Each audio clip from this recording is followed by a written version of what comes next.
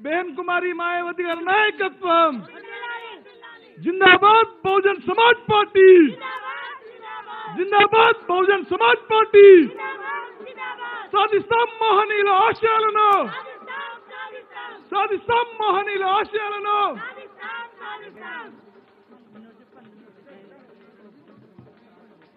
BSP जिंदाबाद BSP जिंदाबाद जिंदाबाद जिंदाबाद बीएसपी जिंदाबाद వర్ధిల్లాలి బడుగు బలహీన వర్గాల ఐక్యత వర్ధిల్లాలి బడుగు బలహీన వర్గాల ఐక్యత వర్ధిల్లాలి బడుగు బలహీన వర్గాల ఐక్యత వర్ధిల్లాలి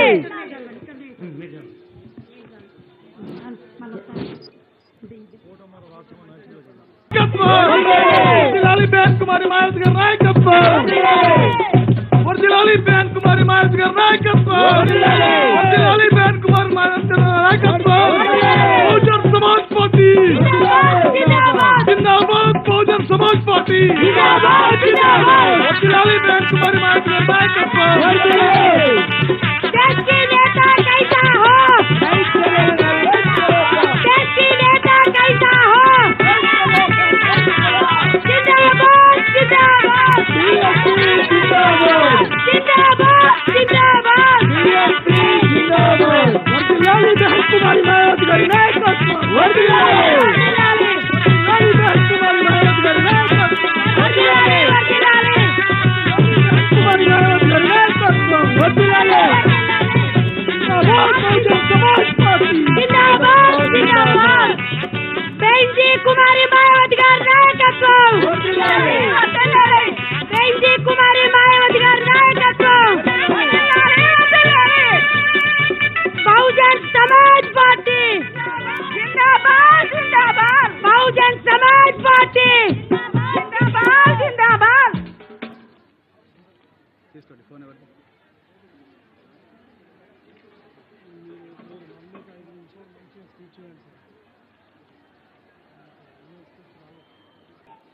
चुनावी जनसभा में इकट्ठा हुए बीएसपी के सभी छोटे बड़े पदाधिकारी एवं कार्यकर्तागण, आज आप लोग यहाँ अपने तेलंगाना स्टेट में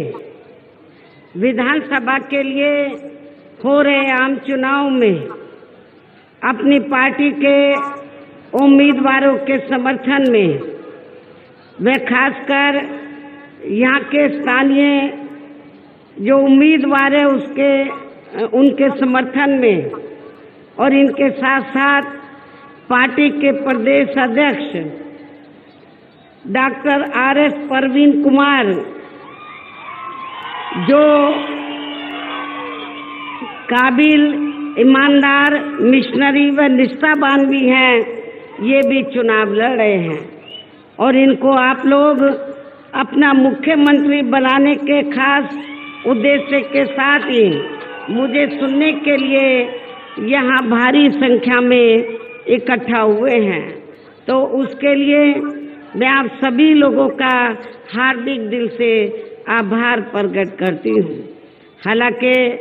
इनकी कामयाबी के लिए यहाँ के स्थानीय कोऑर्डिनेटर व नेताओं के साथ साथ केंद्रीय स्टेट कोऑर्डिनेटर एवं राज्यसभा सांसद श्री रामजी गौतम भी पूरे जी जान से लगे हैं। इनके भी मैं बहुत बहुत आभारी हूँ। और अब मैं यहाँ हो रहे विधानसभा चुनाव में ये कहना चाहूँगी कि हमारी पार्टी ये चुनाव आपके तेलंगाना स्टेट की अधिकांश विधानसभा की सीटों पर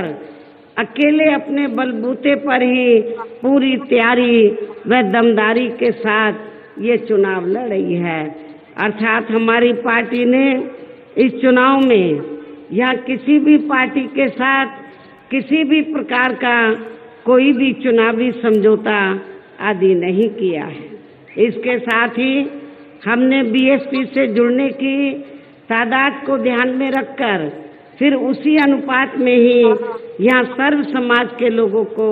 टिकट भी दिए हैं। लेकिन अब मैं आप लोगों का ध्यान यहाँ हो रहे विधानसभा चुनाव में अपनी पार्टी बीएसपी को कामयाब बनाने के लिए कुछ जरूरी बातों की तरफ दिलाना चाहती हूँ। और इस संदर्भ में सबसे पहले मैं आप लोगों को ये कहना चाहूँगी कि अपने देश को आज़ाद हुए व भारतीय संविधान को भी लागू हुए अब यहाँ वर्षों बीत चुके हैं, लेकिन दुख की बात यह है कि इस लंबी अवधि में भी यहाँ सभी विरोधी पार्टियों की रही सरकारों में आपके प्रदेश सहित पूरे देश में भी सर्व समाज में से विशेषकर दलितों, आदिवासियों, पिछड़े वर्गों, मुस्लिम व अन्य धार्मिक अल्पसंख्यकों के साथ साथ गरीबों, मजदूरों, किसानों, व्यापारियों एवं अन्य मेहनतकश लोगों का भी सही से विकास व उत्थान आदि नहीं हो सका है, जिनकी सरकारों की नीतियों व कार्यशैली को अब इन्हें और ज़्यादा आजमाने की ज़रूरत नहीं है। और इस मामले में खासकर मैं SC, ST व OBC वर्गों के लोगों को ये भी बताना जरूरी समझती हूँ कि इन्हें परम पूज्य बाबा साहब डॉक्टर भीमराव अंबेडकर के कड़े संघर्ष एवं अथक प्रयासों से भारतीय संविधान के तहत मिले कानूनी अधिकारों में से खासकर सरकारी नौकरियों में जो आरक्षण की सुविधा मिली है, तो उसे भी यहाँ शुरू से ही इन वर्गों के प्रति हीन व जातिवादी मानसिकता रखने वाली सभी विरोधी पार्टियों की रही सरकारें प्रभावहीन बनाने में तथा इसे अब धीरे धीरे खत्म करने की भी पूरी कोशिश में लगी हुई है। यही मुख्य वजह है कि देश में आज़ादी के बाद व शुरू में केंद्र व अधिकांश राज्यों में भी काफी लंबे समय तक सत्ता में आसीन रही कांग्रेस पार्टी ने और अब पिछले कुछ वर्षों से केंद्र एवं काफी राज्यों में भी बीजेपी व अन्य विरोधी पार्टियों की भी रही सरकारों ने इनका ये आरक्षण का कोटा अभी तक भी पूरा नहीं किया है। आपकी यहाँ की जो रीजनल पार्टी की सरकार है, तो उसने भी इन वर्गों का आरक्षण का कोटा पूरा नहीं किया है। पदोन्नति में आरक्षण को तो इन्होंने मान्य कोर्ट की आड़ में काफी हद तक खत्म ही कर दिया है और इस मामले में लगभग यही खराब स्थिति हमें यहाँ आपके तेलंगाना स्टेट में भी देखने के लिए मिल रही है। इसके साथ ही अब इन वर्गों के लोगों को प्राइवेट सेक्टर में आरक्षण दिए जाने की व्यवस्था किए बिना ही केंद्र व राज्यों में भी ज़्यादातर सरकारी कार्य यहाँ प्राइवेट सेक्टर के जरिए देश के अधिकांश बड़े बड़े पूंजीपतियों व धन्नासेठों को ही दिए जा रहे हैं, जिसके कारण अब पूरे देश में इन वर्गों के लोगों को आरक्षण का बहुत कम ही लाभ मिल पा रहा है और इससे अब पूरे देश में SC व ST के साथ साथ OBC वर्गों को भी काफ़ी ज़्यादा नुकसान हो रहा है, जबकि OBC वर्गों के लोगों को ये भी मालूम होना चाहिए कि इन्हें मंडल कमीशन की रिपोर्ट के तहत आरक्षण की ये सुविधा केंद्र में कांग्रेस पार्टी की रही सरकार में नहीं मिली है, बल्कि BSP के कड़े संघर्ष एवं अथक प्रयासों से ही केंद्र में रही श्री BP सिंह की सरकार में इन्हें ये सुविधा मिली है, जिसका अब यहाँ जातिवादी विरोधी पार्टियों की सरकारें इन्हें पूरा लाभ नहीं दे पा रही हैं। इसके साथ ही श्री BP सिंह की सरकार के बारे में यहाँ मैं ये भी कहना चाहूँगी कि जब अंग्रेजों के जाने के बाद केंद्र में कांग्रेस पार्टी सत्ता में आई, लंबे अरसे तक सत्ता में रही, परम पूज्य बाबा साहब डॉक्टर अंबेडकर ने देश का संविधान बनाया, तो उस समय बाबा साहब के अनुयायियों ने तो केंद्र की सरकार से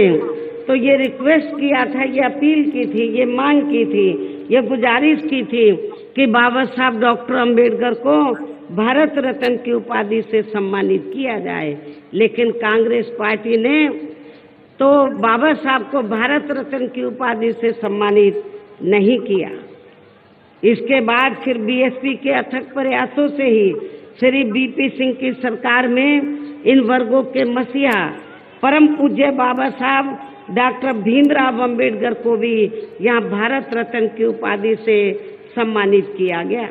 जिसके लिए वो हर प्रकार से पात्र भी थे, जो बहुत पहले ही इनको ये सम्मान मिल जाना चाहिए था, जिसके लिए विशेषकर कांग्रेस पार्टी प्रमुख तौर से जिम्मेवार एवं कसूरवार भी है। इससे इन वर्गों के प्रति इस पार्टी की हीन व जातिवादी मानसिकता साफ झलकती है, जिसने फिर इनके कारवां को आगे बढ़ाने वाले व हर मामले में समर्पित व्यक्तित्व मान्यवर श्री कांशीराम जी के देहांत होने पर केंद्र में रही इसी कांग्रेस पार्टी की सरकार के चलते इनके सम्मान में एक दिन का भी राष्ट्रीय शोक कांग्रेस पार्टी की सरकार ने घोषित नहीं किया था, जबकि उस समय केंद्र में कांग्रेस पार्टी पावर में थी। यहाँ मैं इन वर्गों के मामले में ये भी कहना चाहूंगी, केंद्र द्वारा अभी हाल ही में देश की लोकसभा व राज्य विधानसभाओं में महिलाओं को जो 33% आरक्षण देने की व्यवस्था की गई है, तो उसमें SC, ST व OBC वर्गों की महिलाओं को अलग से कुछ भी आरक्षण नहीं दिया गया है। इतना ही नहीं, बल्कि इन वर्गों के लोगों को जुल्म जाति से निजात दिलाने के लिए जो भी अनेकों नियम व कानून आदि बने हैं, तो उन पर भी केंद्र व अधिकांश राज्यों की भी सरकारें सही से अमल नहीं कर पा रही हैं, जिससे अब यहाँ खासकर SC व ST वर्गों के ऊपर शोषण करने वाले लोगों का मनोबल और भी ज़्यादा बढ़ा है। और इसका सबसे बड़ा एग्जाम्पल ये है कि हमारी पार्टी के कैंडिडेट जो आपके सामने खड़े हैं, मुझे बताया गया कि अभी हाल ही में उनके ऊपर अटैक किया गया, उनके ऊपर हमला किया गया, लेकिन यहाँ की जो कानून व्यवस्था इतनी खराब है कि उन्होंने इनके ऊपर अटैक किया गया और इनको बचाया नहीं गया, इनके ऊपर हमला किया गया। ये तो इनके साथ में कुछ साथी थे तो उन्होंने इनको बचाया, इनके साथ एक दो और लोग थे, उनके ऊपर भी हमला किया गया जो काफ़ी गंभीर हालत में हैं। यहाँ की स्टेट गवर्नमेंट को मैं ये कहना चाहती हूँ कि जब आप कानून व्यवस्था को सुधार नहीं सकते हैं तो आपको सत्ता में बैठने का कोई नैतिक अधिकार नहीं है। और इतना ही नहीं, मैं ये भी कहना चाहती हूँ कि हमारी पार्टी के उम्मीदवार के ऊपर तो जो हमला कराया गया है एक सोची समझी रणनीति के तहत कराया गया है, क्योंकि इनके मुकाबले में जो सत्ताधारी पार्टी का कैंडिडेट है और पार्टियों के कैंडिडेट हैं वो बुरी तरीके से हार रहे हैं। बीएसपी का कैंडिडेट जीत रहा है, इसलिए उन्होंने ये इनके ऊपर हमला कराया गया। और ये सब हमें यहाँ आपके तेलंगाना स्टेट में भी वीकर सेक्शन के ऊपर जो जुल्म जाती हो रही है, ये सब हमें देखने के लिए मिल रहा है। इसी प्रकार हमें पूरे देश में मुस्लिम व अन्य धार्मिक अल्पसंख्यक समाज के लोगों की भी हालत कोई खास अच्छी नजर नहीं आती है। इनके साथ साथ अपर कास्ट समाज में से खासकर गरीब लोगों की भी आर्थिक स्थिति अभी भी पूरे देश में यहाँ काफ़ी ज़्यादा खराब व दयनीय हालत में बनी हुई है। इनके अलावा आपके प्रदेश सहित पूरे देश में सर्व समाज में से विशेषकर यहाँ गरीब, मजदूर, किसान, कर्मचारी, छोटा व्यापारी एवं अन्य मेहनतकश लोग भी अपनी विभिन्न समस्याओं को लेकर अभी भी हमें काफ़ी ज़्यादा दुखी ही नजर आते हैं। और इनमें से किसान वर्ग तो केंद्र की वर्तमान भाजपा सरकार द्वारा बनाई गई उनकी गलत नीतियों के कारण काफ़ी ज़्यादा परेशान व आंदोलित भी रहा है। लेकिन इन सब की मुख्य वजह हमारी पार्टी केंद्र व आपके तेलंगाना स्टेट में भी यहाँ अब तक की रही सभी सरकारों की जातिवादी, पूंजीवादी व संकीर्ण मानसिकता के तहत बनाई गई उनकी गलत नीतियों एवं गलत कार्य प्रणाली को ही काफी हद तक जिम्मेवार मानकर चलती हैं और इस मामले में खासकर इनकी गलत आर्थिक नीतियों की वजह से ही आए दिन यहाँ पूरे देश में गरीबी, बेरोजगारी व महंगाई आदि भी काफी ज्यादा बढ़ रही है। हालांकि इस मामले में शुरू से ही हमारी पार्टी केंद्र व राज्यों की सरकारों से भी हर स्तर पर ऐसी नीति अपनाने की लगातार ये मांग करती आ रही है कि देश में कुछ गिने चुने पूंजीपतियों व धन्ना सेठों का विकास होने की बजाय बल्कि यहाँ गरीब व आम लोगों का ही विकास होना चाहिए। इसके साथ ही अब अपने देश में भ्रष्टाचार भी हर स्तर पर काफी ज्यादा बढ़ रहा है, जिससे आपका खुद का अपना तेलंगाना स्टेट भी अछूता नहीं रहा है। यहाँ की जो स्टेट गवर्नमेंट है वो करप्ट गवर्नमेंट है, भ्रष्टाचारी सरकार है, तो ये आप लोगों को मालूम है। और इन सब के लिए हमारी पार्टी आजादी के बाद से लेकर अभी तक केंद्र व देश के अधिकांश राज्यों में तथा आपके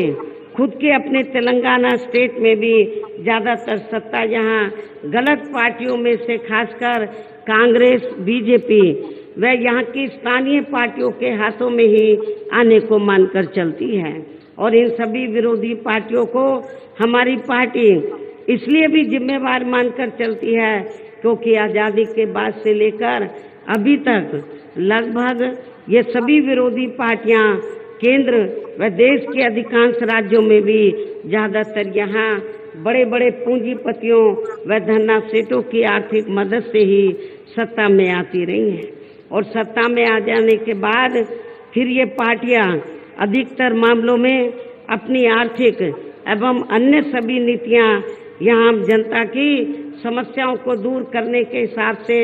तैयार नहीं करती हैं, बल्कि देश के उन बड़े बड़े पूंजीपतियों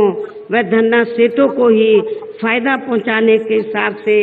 अपनी अधिकांश नीतियां तैयार करती हैं, जिनके धन व बल से चुनाव लड़कर ज्यादातर ये पार्टियां केंद्र व आपके राज्य सहित देश के अन्य राज्यों में भी अभी तक यहाँ सत्ता में आती रही हैं, जिसके कारण ही अब पूरे देश में व आपके खुद के अपने प्रदेश में भी अभी भी हमें यहाँ सर्व समाज के लोग अधिकांश मामलों में अपनी विभिन्न समस्याओं को लेकर काफी ज्यादा दुखी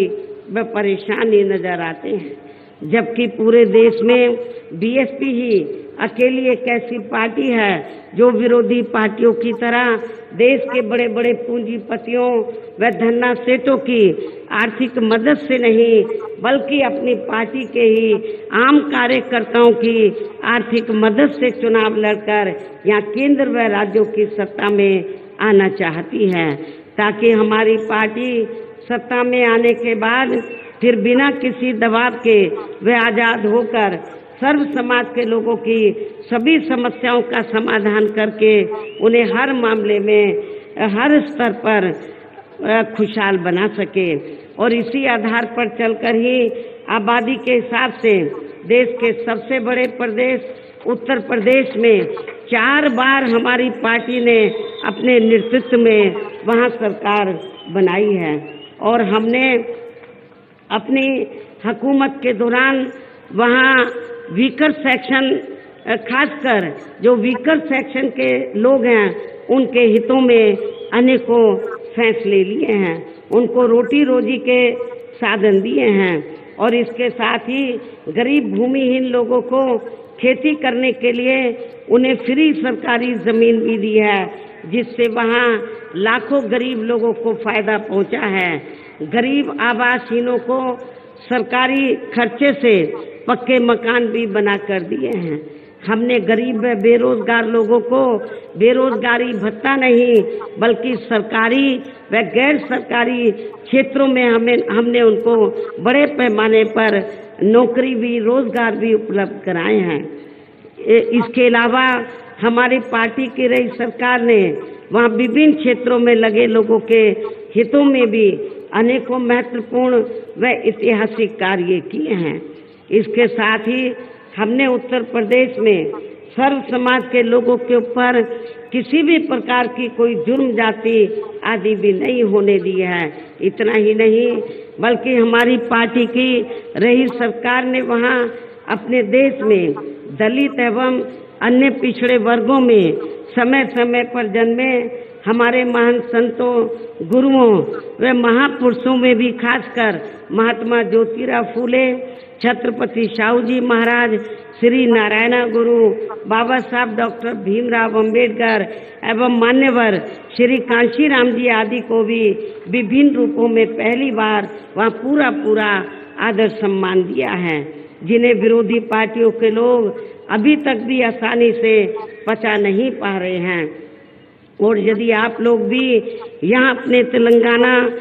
प्रदेश में आम जनहित के व खासकर कमजोर एवं उपेक्षित वर्गों के हितों में ऐसे ही कार्य करना चाहते हैं तो फिर आप लोगों को भी उत्तर प्रदेश की तरह ही यहाँ अपने तेलंगाना प्रदेश में भी अपनी पार्टी को हर मामले में मजबूत बना के यहाँ अपनी खुद की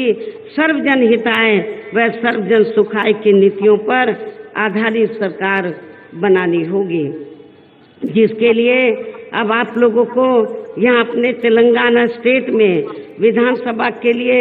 हो रहे आम चुनाव में अपनी पार्टी का बेहतर रिजल्ट लाना होगा। और इसके लिए आप लोगों को वोट पड़ने तक यहाँ की सत्ताधारी पार्टी व अन्य सभी विरोधी पार्टियों के साम दाम दंड भेद आदि अनेकों हथकंडों से भी जरूर सावधान रहना है। और इस मामले में इसके साथ साथ आप लोगों को मैं ये भी बताना चाहती हूँ कि हमारी पार्टी तो दूसरी पार्टियों के तरह अब चुनाव में कोई भी चुनावी घोषणा पत्र आदि जारी नहीं करती है। और लेकिन आप लोगों को ये भी मालूम है कि जब चुनाव होता है तो सत्ताधारी पार्टी और विरोधी पार्टियां तो बड़े लुभावने वाले तो अपने चुनावी घोषणा पत्र आदि जारी करती हैं, जिन्हें ये पार्टियां सत्ता में आने के बाद अधिकतर अमल में नहीं लाती हैं, जिस पर से अब जनता का काफी हद तक विश्वास ही उठ गया है। इसलिए हमारी पार्टी किसी भी चुनाव में अपना कोई भी चुनावी घोषणा पत्र आदि जारी नहीं करती है। वैसे भी हमारी पार्टी कहने में बहुत कम बल्कि कार्य करके दिखाने में ही ज्यादा विश्वास रखती है। अर्थात हमारी पार्टी जो कहती है उसे करके भी दिखाती है। और अब मेरा यही कहना है कि आप लोगों को अपने खुद के व अपने तेलंगाना स्टेट के भी हित में यह अपनी पार्टी बीएसपी की ही सरकार बनाना बहुत जरूरी है। तभी फिर यहाँ के प्रदेश में परम पूज्य बाबा साहब डॉक्टर भीमराव अंबेडकर एवं मान्यवर श्री कांशीराम जी आदि का भी अधूरा रहा सपना जरूर साकार हो सकता है, जिन्होंने कदम कदम पर अनेकों कष्ट झेलकर अपनी पूरी जिंदगी यहाँ विशेषकर कमजोर एवं उपेक्षित वर्गों के लोगों को अपने पैरों पर खड़ा करने के लिए समर्पित की है। इसके साथ ही तभी फिर यहाँ अपनी पार्टी के स्टेट अध्यक्ष व हर मामले में कुशल व्यक्तित्व श्री आर एस प्रवीण कुमार को भी तेलंगाना स्टेट का मुख्यमंत्री बनाया जा सकता है, जिन्होंने अपनी आईपीएस की सरकारी नौकरी से इस्तीफा देकर वे वीआरएस लेकर अब ये पूरे जी जान से अपनी पार्टी को मजबूत बनाने में लगे हैं, जिसे भी खास ध्यान में रखकर अब आप लोगों को श्री आर.एस. प्रवीण कुमार व पार्टी के यहाँ के जो स्थानीय कैंडिडेट हैं इनको भी अपनी पार्टी के हाथी चुनाव चिन्ह के सामने वाले बटन को दबा के इनको जरूर कामयाब बनाना है। और इसके लिए अब आप लोगों को वोट पड़ने वाले दिन अपने सभी कार्य छोड़कर वे अपने अपने पोलिंग बूथों पर समय से पहुंचकर अपना वोट डालने के लिए जरूर जाना है। और इस मामले में हमारी महिलाएं भी पीछे नहीं रहेंगी, लेडीज भी पीछे नहीं रहेंगी। इसके साथ ही अपनी पार्टी का कोई भी वोट पड़ने से ना रह जाए तो उसका भी आप लोगों को विशेष ध्यान रखना है। इस प्रकार से आप लोगों को अपनी पार्टी को कामयाब बनाने का हर संभव पूरा प्रयास करना है। इसके साथ ही यहाँ मैं ये भी कहना चाहूँगी कि चुनाव के बाद में, इस चुनाव के बाद मैं आपके स्टेट में व साथ लगे आंध्र प्रदेश में भी खासकर नौजवानों को तैयार करने के लिए पार्टी के नेशनल कोऑर्डिनेटर श्री आकाश आनंद को भी बीच में जरूर भेजती रहूंगी, ताकि आपके इन दोनों राज्यों में पार्टी और भी ज्यादा मजबूती के साथ आगे बढ़ती रहे। वैसे यहाँ आपके तेलंगाना स्टेट के party president Shri RS Parveen Kumar भी अपनी पार्टी को मजबूत बनाने में पूरे जी जान से लगे हैं, जिससे अब यहाँ हो रहे विधानसभा आम चुनाव में पहले से बेहतर रिजल्ट आने की भी काफी संभावना है। और मुझे पूरी उम्मीद है कि आपके तेलंगाना में इस बार बहुत ही चौंकाने वाला रिजल्ट आएगा। बहुजन समाज पार्टी के पक्ष में रिजल्ट आएगा, बेहतर रिजल्ट आएगा और आपकी अपनी सरकार बनने की भी पूरी संभावना है। अंत में अब मैं पुनः अपनी पार्टी के इन सभी उम्मीदवारों को जो यहाँ मंच पर मौजूद हैं, अपनी पार्टी के सभी उम्मीदवारों को पार्टी का चुनाव चिन्ह जो हाथी है, हाथी चुनाव चिन्ह के सामने वाले बटन को दबाकर इनको मैं जिताने की, कामयाब बनाने की पुरजोर अपील करते हुए अपनी बात यही समाप्त करती हूँ। जय भीम, जय भारत।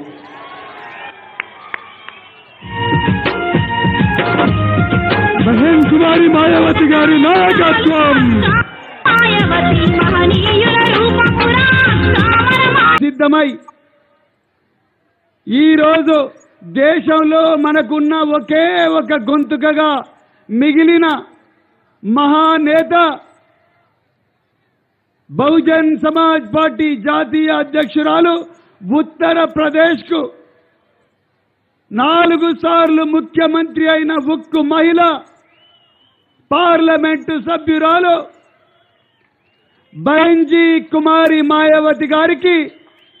సూర్యాపేట మాత్రమే కాదు దక్షిణ తెలంగాణ ప్రజలందరి తరపున ఒక్కసారి గట్టిగా చప్పట్లు కొట్టండి మిత్రులారా. మిత్రులారా, ఈరోజు మన జాతీయ అధ్యక్షురాలు, ఈరోజు ఏ మహానేత పేరు చెప్తే దోపిడీ వర్గాల గుండెల్లో రైళ్లు పరిగెత్తుతో అలాంటి నాయకురాలు ఈరోజు మన సూర్యాపేట అభ్యర్థి వట్టి జానయ్య గారిని ఈరోజు మనందరి కోసం, మనందరి గొంతుకగా మారిన, దొరలతో పోరాడుతున్న, చావుకైనా తెగించి హత్యాయత్నం జరిగిన,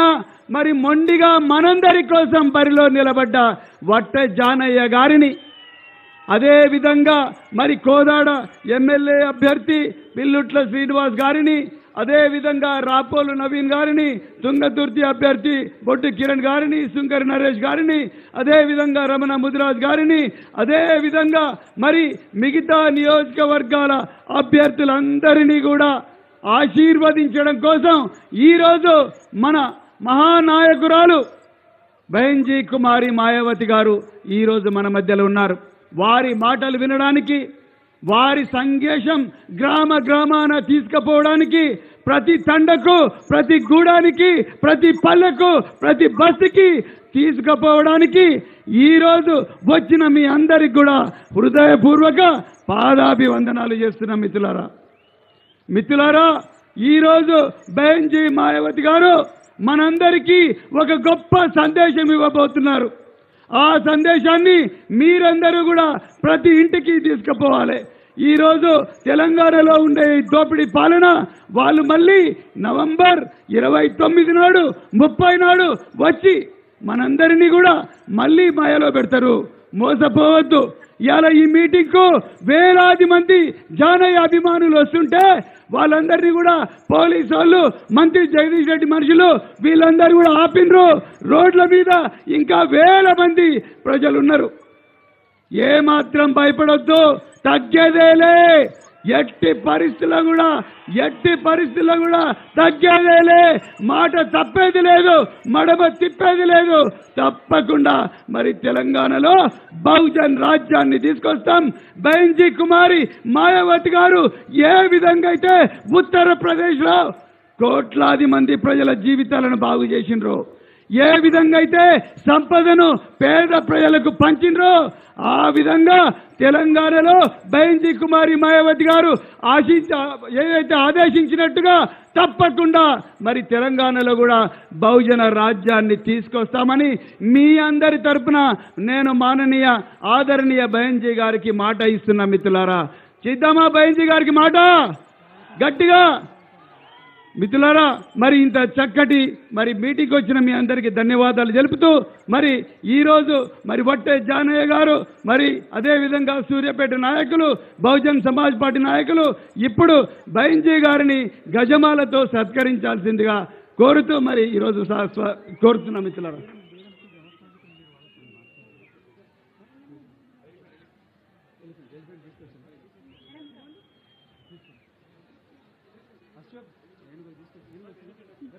కొంచెం రైట్ సైడ్ ఉన్న ప్రతి ఒక్క అక్కలు చెల్లెళ్ళు అందరూ కొంచెం ముందుకు రండి. మేడం గారిని చూసే అదృష్టము మరి ఎవరికి దక్కది. సూర్యాపేట పట్టణ ప్రజలకు కుర్చీలు ఖాళీగా ఉన్నాయి. రండి సిస్టర్స్, ఇక్కడ సైడ్ రండి, కుర్చీలో కూర్చోండి ప్లీజ్.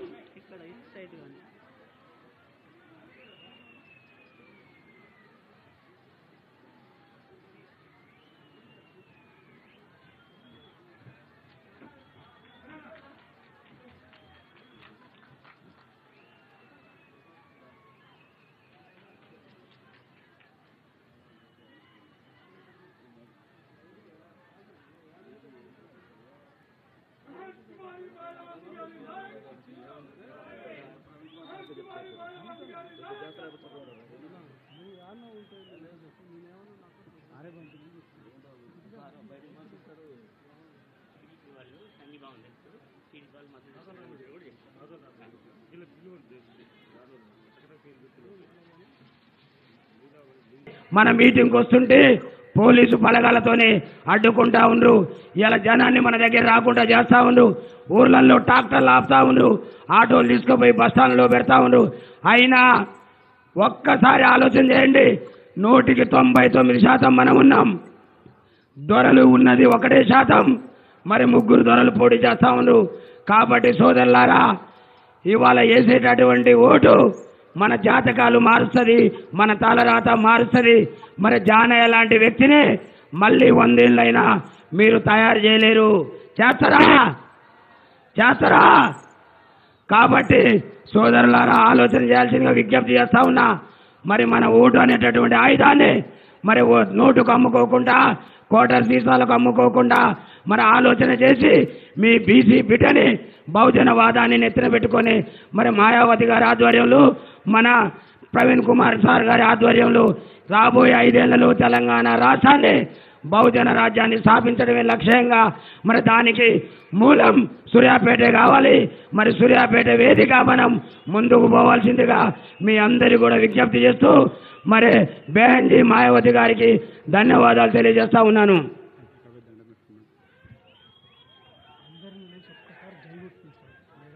ఒక్కసారి